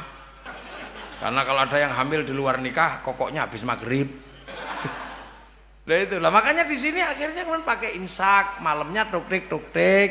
Begitu pagi kamu jangan melek ya kalau puasa. Kenapa? Tidur aja. Lah kenapa orang sini kalau puasa nggak khusyuk? Kalau keluar rumah lihat jambu, lihat mangga. Di Arab kan khusyuk, wong lihat padang pasir. Siapa pengen makan pasir? Ini ada. Di sini lihat jambu, lihat apa? Udah daripada kamu melek gak khusyuk tidur. Dalilnya ada, Kiai. Ada. Naumuso imin ibadatun. Tidurnya orang puasa itu ibadah. Akhirnya semangat tidur terus. Yainya capek nunggu santri gak bangun-bangun, ke pasar beli mercon. Makanya di sini kalau bulan puasa dar. Kenapa? Ada mercon. Makanya kalau ada mercon jangan ditangkap, karena bagi orang Indonesia mercon itu perangkat ahli sunnah wal jamaah. Indah. Maka Islam di Indonesia wal jamaah Indonesia itu riang gembira. Makanya kalau ada NU dimanapun Islam itu riang gembira. Biasa aja. Haji semua ke Mekah, nggak ada orang haji kok keluar Mekah, semua ke Mekah. Tapi karena kita ngantrinya lama, maka nempelkan dulu gambar Masjidil Haram. Aku besok ke situ gitu. Nah kalau sudah ke situ terus akhirnya daftar. Kalau sudah daftar dapat porsi latihan dulu di alun-alun Banjar, Lampaikan lama kajan, tapi Ka'bahnya triplek. Habis itu diantar orang sekampung pakai bis. Nah, yang diantar masuk asrama, yang nganter belok kebun binatang biasa aja orang. Kan itu orang sini, kalau jamaahnya gitu kita mau apa? Itu ulama jago kalau gitu. Nah, kita ini wal jamaahnya ulama nggak pernah ketemu Rasulullah, disuruh jatuh cinta, gimana caranya? Jatuh cinta ke Rasulullah nggak pernah ketemu. Itu kan nggak pernah ketemu. Di film kan juga nggak boleh. Digambar, oh dibunuh sampean gambar Rasulullah. Kita ini disuruh cinta, jarak yang jauh dengan Rasulullah ini loh. Kita ini wal jamaahnya ulama. Lah itu, lah ulama sadar kita ini nggak ketemu Rasul jauh. Tapi bagi beberapa orang nggak sadar itu, merasa bahwa apa? Kita ini langsung muridnya Rasulullah. Kenapa? Karena ini milenial. Ini milenial, Bong. Kan gitu kata kiai-kiai yang ini milenial, Bong.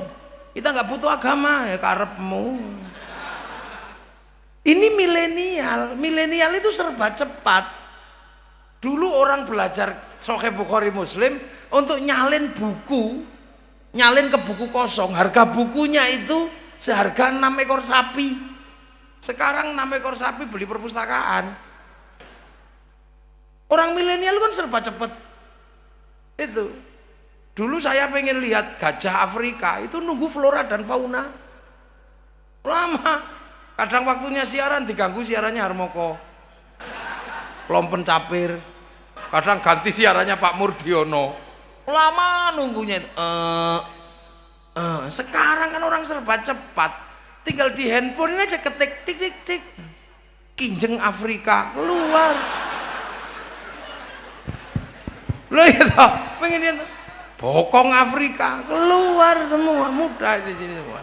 Ini milenial, tengu kawin ada di situ.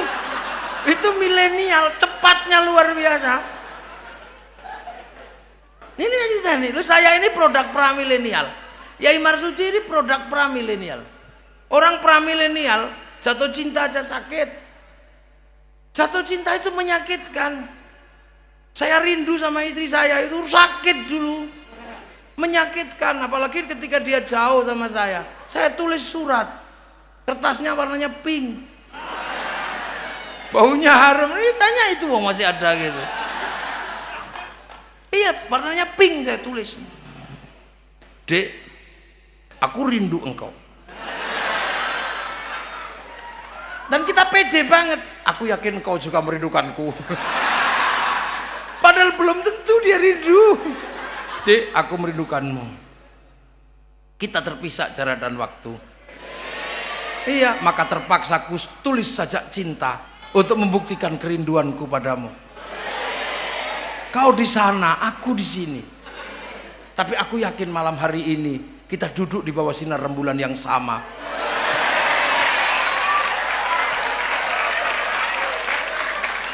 Lu dikirim. Orang pramilenial itu begitu kirim terus nunggu Pak Pos lama nggak datang-datang, sakit itu. Sampai lihat lantai itu seperti lihat wajahnya. Oke, kangen loh, ini orang dulu ya. Orang sekarang nggak ngerasakan rindu. Kalau lebih baik kamu nggak ngerasakan rindu, rindu itu berat. Lu disyuting. Nah itu wajahnya. Jadi sekarang orang kalau rindu tersipu dia. Nah itu pipinya merah kalau tersipu. Tukang syutingnya nakal di syuting. NO dah ya. Sekarang orang kalau rindu gampang, tinggal foto gitu aja terus dikirim cepret, bawahnya tulis mah. Lah, begitu juga orang sekarang belajar agama bisa langsung cari di Google, klik gitu. Begitu klik ketemu itu hadis tentang istinja, hadis tentang apa Hadis tentang hadis doa Nabi di saat perang Badar. Keluar itu. Keluar itu. Itu gampang sekarang itu, orang cari begitu gampang. Loh, makanya banyak sekali orang sekarang itu lupa karena saking mudahnya belajar, langsung ketemu sumber, lupa pada pangkat muridnya ulama. Beda dengan kiai, tetap aja kamu muridnya ulama, enggak pernah ketemu Nabi. Maka hubungan kita dengan Nabi adalah sholawat, maka mari sholawatan gitu aja. Sholawat itu kan bahasa Arab. Nah, sholawatan bahasa Indonesia, Yasin itu bahasa Arab, Yasinan bahasa Indonesia, tahlil bahasa Arab, tahlilan bahasa Indonesia. Karena akhiran orang Indonesia kalau pakai sesuatu itu sarung kalau belum dipakai, kalau dipakai sarungan, Yasin kalau belum dipakai, kalau dipakai Yasinan. Makanya cari dalil tahlilan di dalam Quran ya nggak ketemu. Wong tahlilan bahasa Jawa, bahasa Indonesia. Ini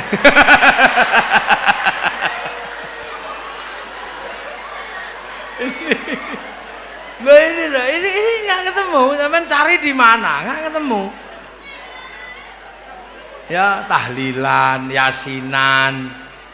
Makanya kalau ada orang saya mau tahlil, tapi kalau tahlilan nggak mau. Saya sholawat mau, kalau sholawatan nggak mau. Ini sama dengan orang punya katok nggak mau katokan. Ini bahasa, ya. Ini bahasa. Makanya tahlil, sholawat kalau dipakai sholawat. Orang baca sholawat beda dengan sholawat. Dan orang sholawat belum tentu menghasilkan mahabbah. Tapi kalau sholawatan menghasilkan mahabbah, maka biar tumbuh mahabbah jarak yang jauh. Ulama bikin cara yang mudah, yang kampung-kampung diajari. Kanjeng Nabi Muhammad lahir ning Mekah dinane Senin 12 Mulud. Nah iku desa. Lah itu ya kita itu tahun gajah. Lah kalau santri ya dengan gaya santri, marhaban ya nural, marhaban jandal Husaini Allah marhaban. Ya ini santri ya begitu itu, pinter memang. Assalamun mustamirun kullahi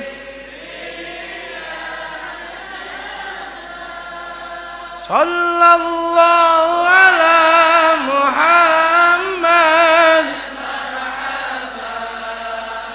sallallahu alaihi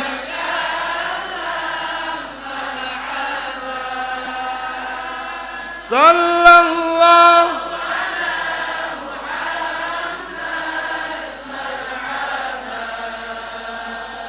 sallallahu alaihi.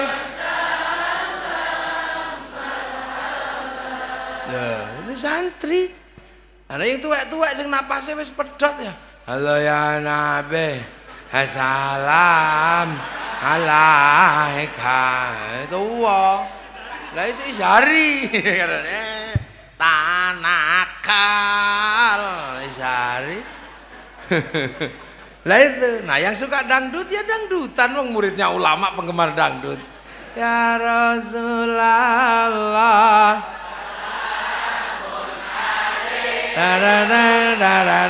Ya Rafi'an Adfat ayyaji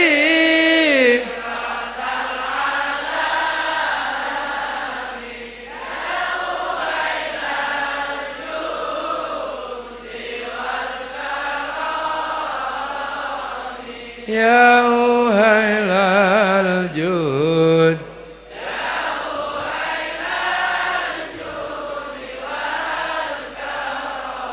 duhai senangnya Dedeng. Loh, iku muridé ulama, gak usah kaget wong ada seneng dangdut. Yang seneng India, ya Rasulullah salamun alaik.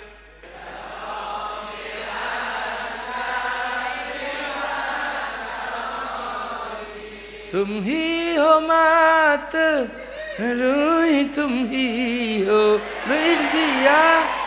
Iki muridnya ulama. Yang Sunda ya apa Esbilin mah tadi itu.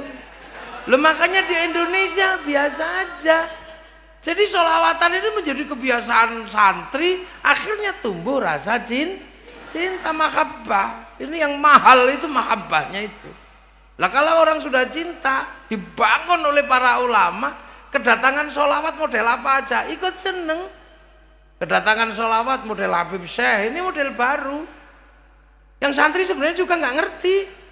Ya Hanana, ya Hanana, ya Hanana, ya Hanana, ya Hanana, Nabi Muhammad, Zalikal fadlu min Allah.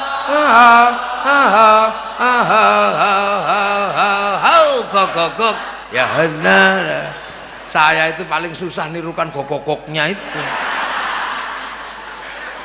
Kalau yang depan taruhan sama saya, yang depan loh, ya Hanana, bagus saya. Mau pakai sound model apa, bagus saya, Ustaz. Tapi pas gogoknya itu susah, gak bisa. Loh, saya penelitian, saya nanya ke Timur, saya itu sering nemeni Habib Syekh. Kira-kira anak-anak yang ini ngerti nggak artinya? Nggak ngerti ternyata, tapi seneng. Karena nggak ngerti tapi seneng, akhirnya ekspresinya aneh.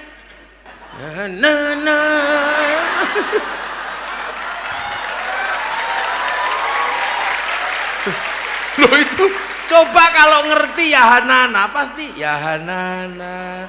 Ya, tapi karena nggak ngerti ya. Wah ini gendera sleng naik, bendera Iwan Fals naik.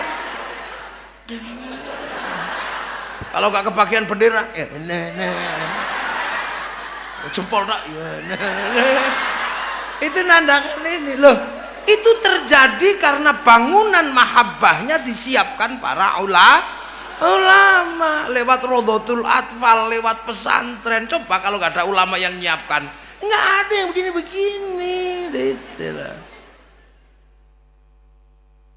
Makanya cerita tentang mahabbah ini nggak semuanya bisa loh. Makanya karena sudah mahabbah, nggak ada yang aneh ketika sholawatan berlandaskan mahabbah. Makanya ada iya nana ya.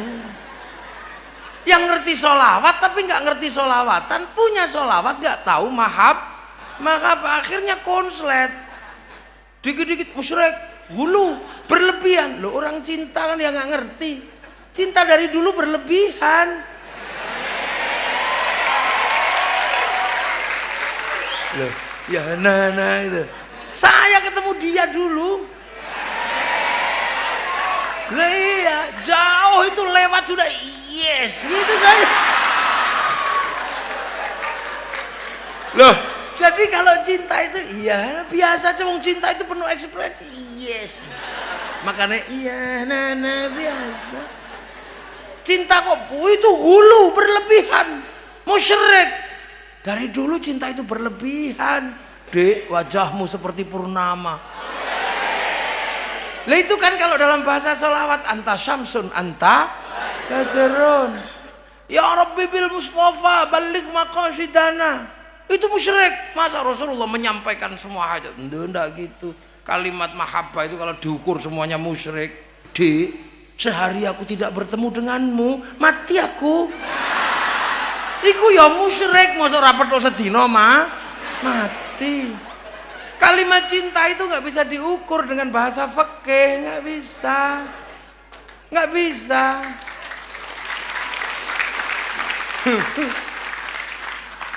Ingin ku mati bila tak ingat dosa, ingin rasanya aku pulang ke rahim ibu. Itu kalau dibahas kelahi. Mosok ndasmu sakmono gedene kembali ke rahim ibu. Enggak bisa. Ya. Ini mahabbah, ini rasa cinta. Jangan diukur dengan bahasa fikih. Roma Irama kehilangan kekasihnya, ungkapannya musyrik. Ku tahu rumus dunia, musyrik gitu. Emang kamu ngerti rumusnya dunia? Ya Allah aja. Cinta yang kehilangan pun pedih.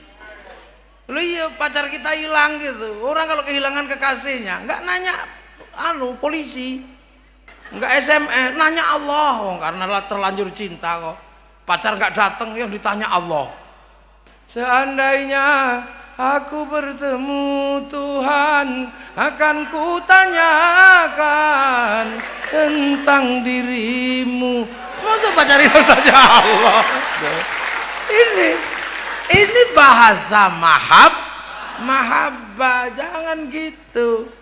Quran sama Quran aja kalau kita salah ngitungnya konslet. Yang satu kalau kesalahan visitati ayamin, yang satu idza arada syai'an yaqula lahu kun fayakun. Quran sama fikih salah ngitung konslet. La talbisul haqqo bil batil, tapi qawaidul usulnya Imam Syafi'i, darul mafasid muqaddamun ala jalbil masalih, ad-daruratu tubihul maqdurat, al-masyaqqatu tajlibut taysir. Konslet itu. Quran sama tasawuf tambah konslet lagi. Innani anallah la ilaha illa ana fa'budni. Lah terus hikam itu dibuka coba. Min alamatil i'timadi 'alal amal nuqsanur raja'i 'inda wujudiz zalal. Apa ndak konslet? Makanya jangan mencampur antara bahasa fikih dan bahasa mahabbah. Kita di sini mahabbah pada Rasulullah menghasilkan bahasa cinta. Kamu sih cuman ngerti sholawat gak mau sholawatan.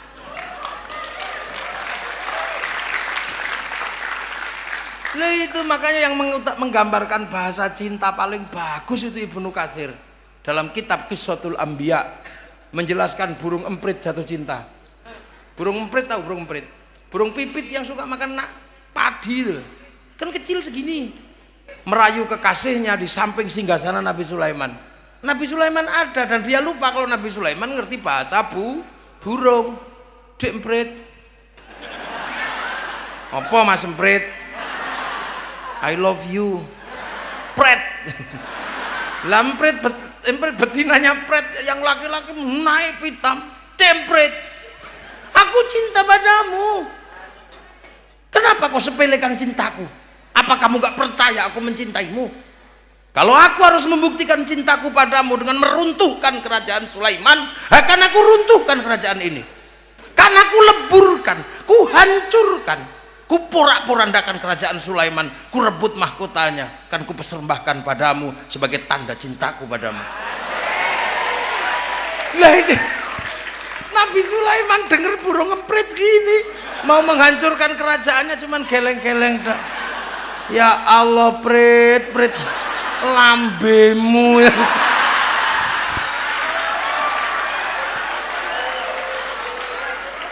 Akhirnya emprit juga gak kalah tenang jawabannya. Ya Sulaiman, jangan begitu. Aku memang kecil gak mampu menghancurkan kerajaanmu, tapi kamu harus ingat ya Sulaiman, beginilah emprit kalau sedang jatuh cinta. Duh, ini muridnya ulama, makanya Islam kalau dipegang Nahdlatul Ulama tambah rame. Karena menjadi user paling bawah, membawa misi manusia agar kembali kepada Allah. Makanya muridnya ulama itu enggak usah ribet lah, ya begini ini.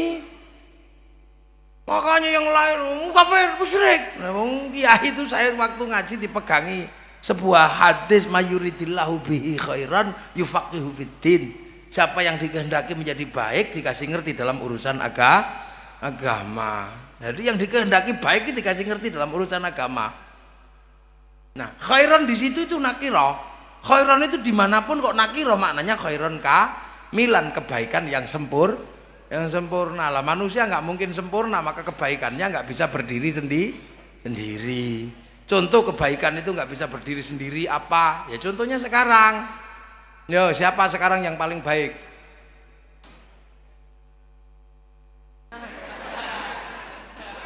Loh, kalau ditanya malam hari ini yang paling baik siapa? Ini orangnya, nggak usah pakai nyari-nyari. Siapa paling baik? Saya. Lu kok ragu-ragu sama? Jadi kebaikan malam hari yang paling baik siapa? Sendirian, kasih mic, nggak ada yang bantah, dijaga 2 orang. Ini paling baik. Oh, sebagai malam hari. Yai Marsudi kalah baik sama saya. Lihat dah. Kalau malam hari ini tanya siapa yang paling baik? Saya. Tapi karena kebaikan itu nggak bisa berdiri sendiri. Saya nggak boleh. Saya paling baik, nggak boleh. Iya. Karena saya menjadi terlihat baik karena ada Munas yang kemudian bikin acara. Loh, kalau nggak ada beliau sebagai panitianya, ya saya nggak ada di sini dong. Artinya saya nggak terlihat baik. Lah kalau sudah gitu ribut kita berdua ya. Ya baik saya kata panitia. Ya baik saya kata saya. Nah, kalau penjenengan nggak dibikinkan acara, nggak ada di situ, saya juga bisa ngomong kalau nggak ada saya jelek. Iya, kalau cuman Mbak Vivi aja jelek, nggak imbang. Sampean cuma melihat cantik, nggak lihat yang jelek. Loh, itu baik itu begitu, nggak bisa. Ini kalau baru 2, ini baru 2 baik, ini udah ribut. Saya sama panitia bisa kelahi itu. Terus saya paling baik, panitia baik saya. Nggak ada selesai, itu baru 2. Kalau 3 lebih masalah lagi. Kalau tiba-tiba yang di depan ini voting, yai baiknya pengajian ini karena kami hadir. Kalau kami tidak datang, ini namanya bukan pengajian, Jackson. Loh, itu loh. Mana khairon itu di situ, khairon yang nakiroh itu di situ.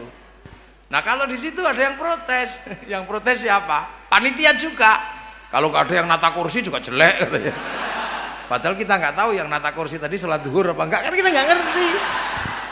Karena nggak mungkin kiai yang nata, ceng mau udah habisnya. Yang ibu-ibu ya karena saya masak kiai. Kalau nggak ada yang masak, lapar semua pergi ke warung, sepi itu pengajiannya.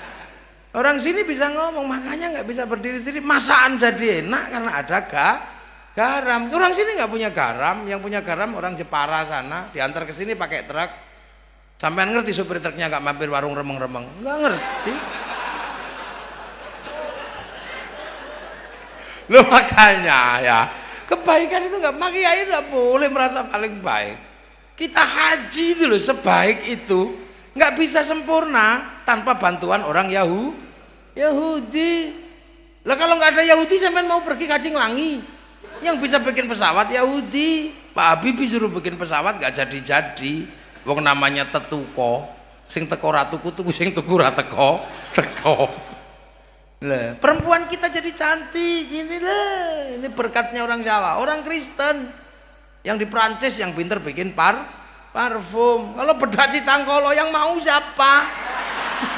Wong beras ditumbuk blonteng kabeh. Loh, ini makanya orang nggak bisa berdiri sendiri. Makanya jangan sok-sokan. Ini pengajian menjadi baik, ini apa? Ya karena ada yang bikin mic. Ini Jepang yang bikin mic. Orang jadi nggak haus karena ada yang bikin air kemasan. Jadi tidak ada yang bisa berdiri sendiri. Maka halalan thayyiban mutlak itu susah sekarang di sini nih. Anti Pancasila pakai uang. Uangnya ada stempelnya Pancasila. Loh ya kak? Bank haram. Kalau bank haram baca Quran haram karena percetakan Al-Quran pinjem ke bank. Lu piye coba? Lah sebelum dibeli oleh Depak kan pinjem dulu ke bank, noroki dulu. Mana ada ya? Enggak ada. Banser terlihat gagah yang bikin baju Sritek Cino baru dijahit sini. Tapi masih ada jaminan. Di dunia ini masih ada barang yang sangat halal, thayyiban. Masih ada. Apa? Air hujan. Tapi kalau mau halal tentang air hujan, nang mangapo ngono ya. Aja nganggo ciduk, sing nganggo ciduk Cina soalnya. Berarti paling halal mau itu halal.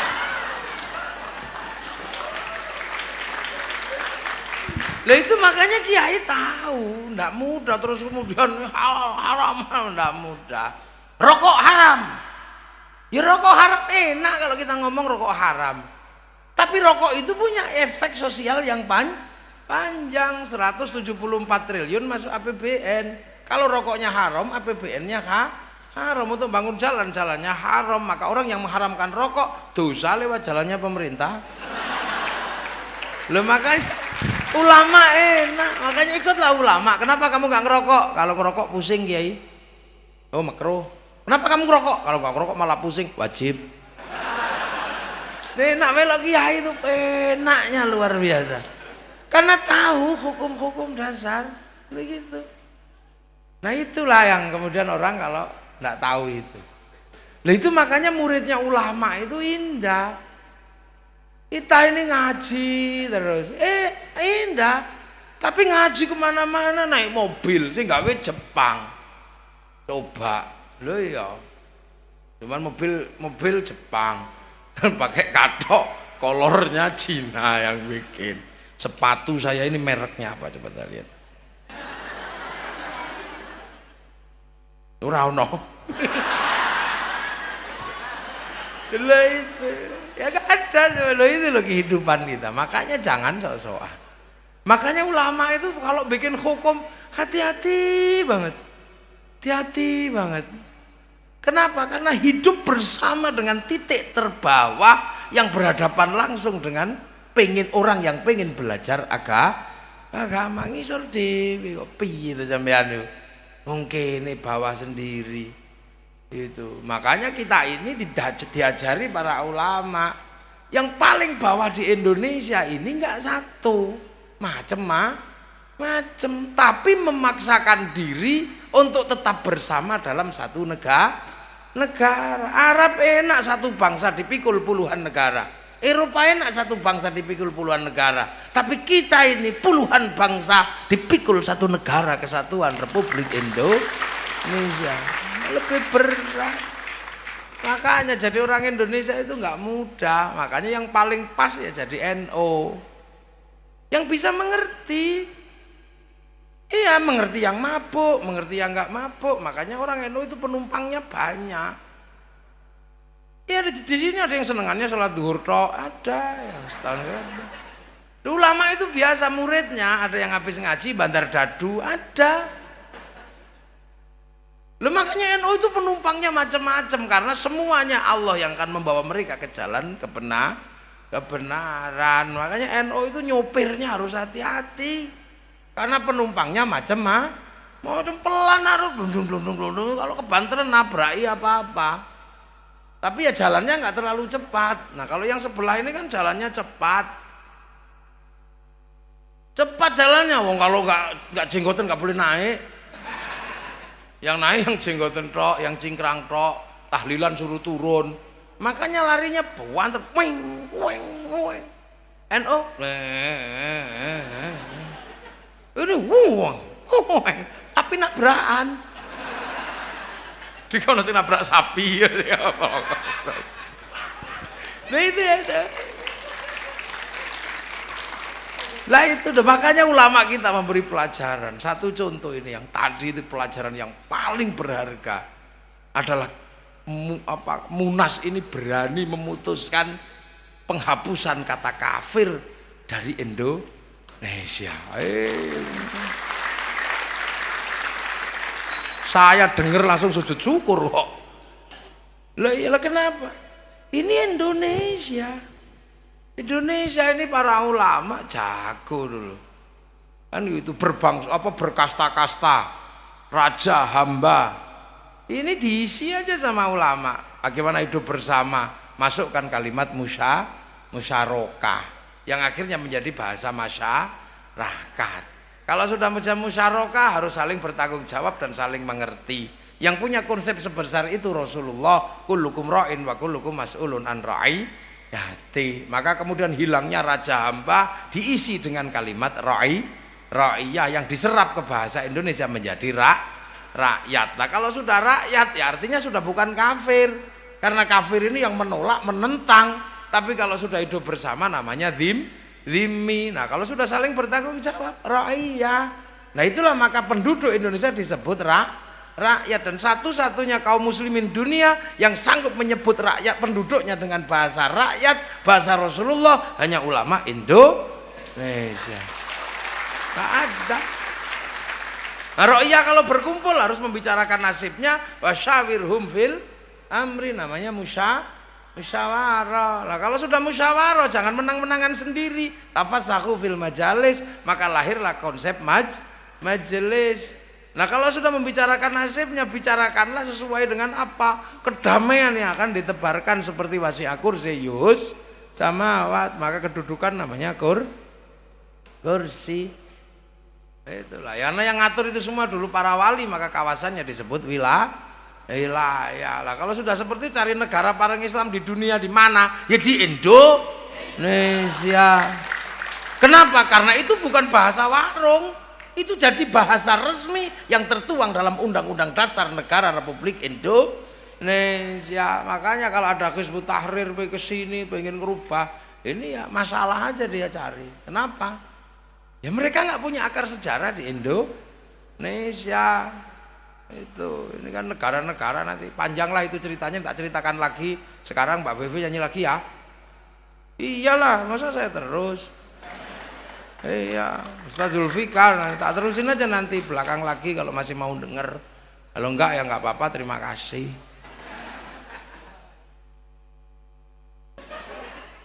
Terus gua mesti bilang wow gitu. Ya itulah, itu Indonesia, makanya kita Masya Allah. Inilah Mbak Vivi ya, nyanyi yang bagus, yang saya bisa, yang lain nggak bisa saya. Terlalu bagus suaranya.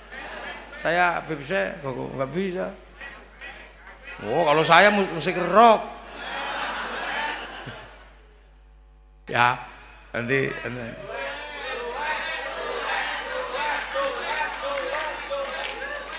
Lagu apa? Dan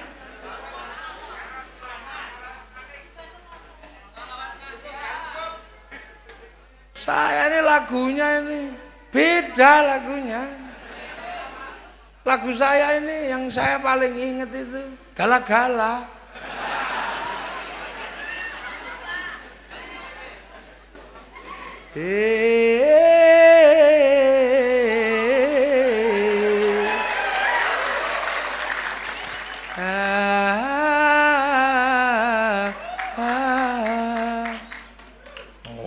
Ngono tae.